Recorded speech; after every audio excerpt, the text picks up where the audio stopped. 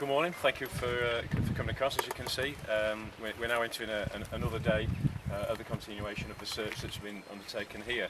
As you can see, I've got staff doing detailed searches of the area. We've got staff working in this field, and we've also got staff working in the field next door, and we're looking at assessing where we are currently and what work needs to be undertaken from this point on. The piece of equipment there that everybody's got some footage of there is called a magnetometer. It basically identifies and locates ferrous metals, so it's almost like a very powerful metal detector in essence that will potentially find things in the ground that may be of interest to us. So it is a continuation. There are no major developments. We haven't found anything of significance that I need to report back to you at this moment in time, and that's currently where we are. And what are...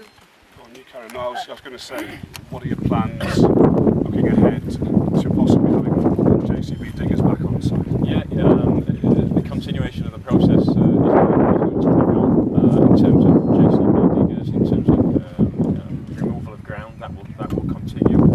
We've certainly got plans to carry on doing that from tomorrow onwards, and there will be some more activity tomorrow.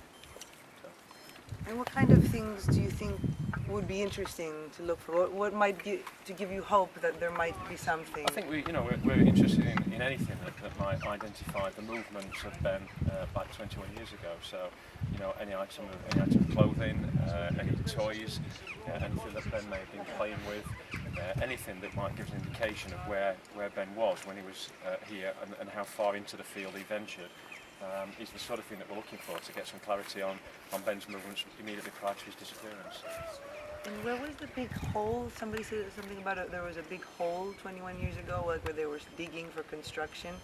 Can you tell? Do you know where? I don't know. I'm not sure that was. The only holes I'm aware of really are the holes that were dug around the construction itself. So it would be footings for premises rather than. I don't think it was just a hole as such.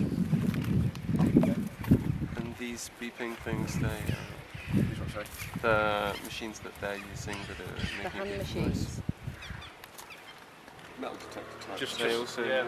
Again, it's different variances of the same sort of equipment. So we've seen people walking around with the metal detectors that are what you would normally see people on the beach with, for example, and then there's the equipment there, which is a stronger equipment. Then you've got the handheld stuff that doesn't go as deep, but it gives that detailed description. So it's just different equipment that more or less does the same thing.